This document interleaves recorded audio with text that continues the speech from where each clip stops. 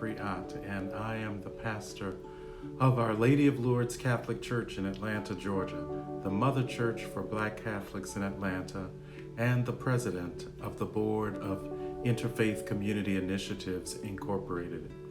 It's my pleasure to bring you one installment in our series, Light for Today, Hope for Tomorrow. It's been a challenging few months.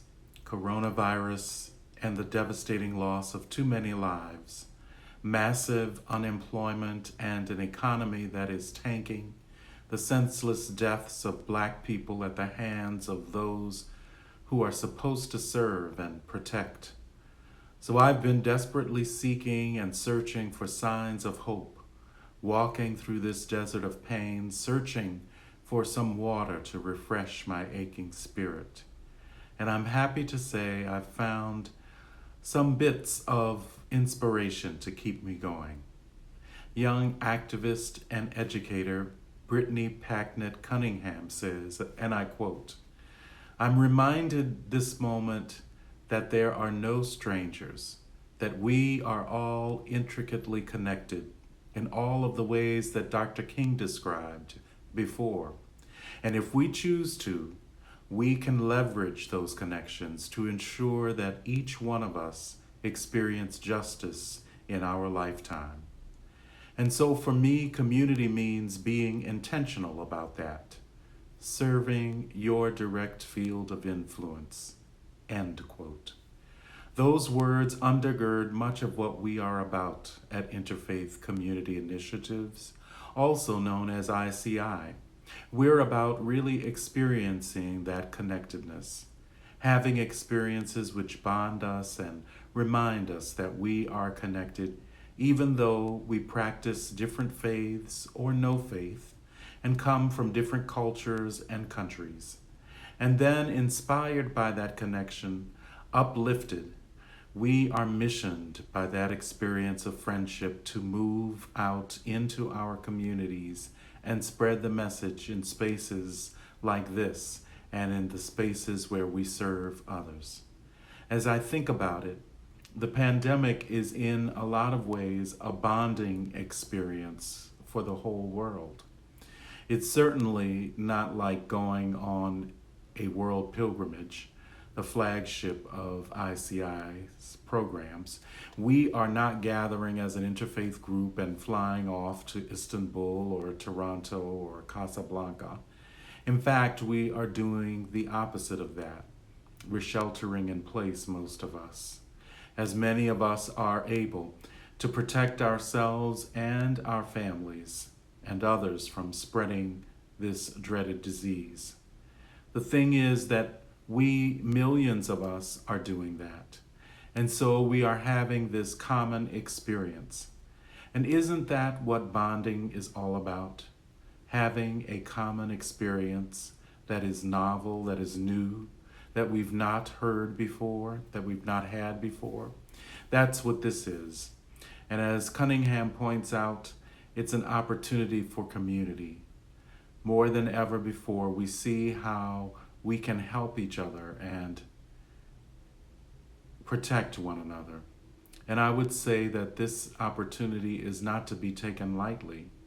The God I believe in, the Creator, the loving divine presence that animates all of life, is constantly calling us in our very existence to create anew. That creative force is alive in us, especially when we are able to share and bond and experience our humanity in moments like these. Moments which call us to reflect and recall those instincts that we have for protection and survival. And also those instincts of the heart that we possess that call us to connect and ultimately to love one another. That is why it is so disheartening to see the rise of white supremacy and racism as it uncovers this virus-like pandemic of human creation. It can truly lead us to despair. And yet I think that even as we face the reality of racism yet again, we have had to face it over the centuries, and sometimes we have faced it with courage and a willingness to change. But a lot of times we have tried to sweep it under the rug as though it didn't exist. Even as we face that awful reality, we have this experience of commonality in the face of global pandemic that is COVID-19.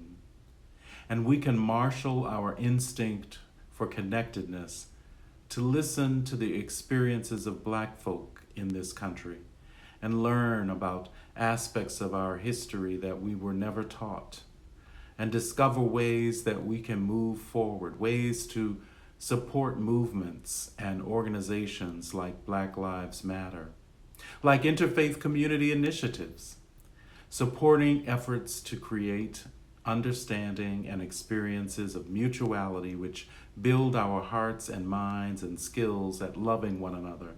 Because while we may have the inborn instinct to love, we definitely need skills at loving, and especially in the course of our lives, the daily course of our lives.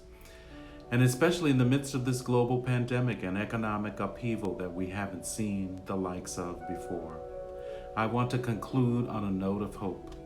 I've quoted Brittany Packnett Cunningham, a young Black woman who is on the front lines of leading everyone, and especially Black folk, to strengthen and renew ourselves in this moment.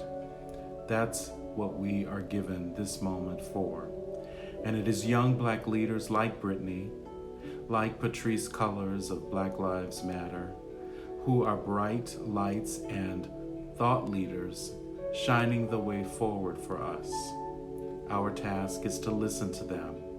Our task is to renew and change and transform so that we are strengthened for the journey ahead. I truly believe that the God who created all that there is, the divine intelligence behind everything, prepares us and equips us so that what Brittany says is true. If we have the power to share things that can harm us, then we have the power to share things that can heal us too. I pray that you have been blessed in this moment, in these few moments of sharing.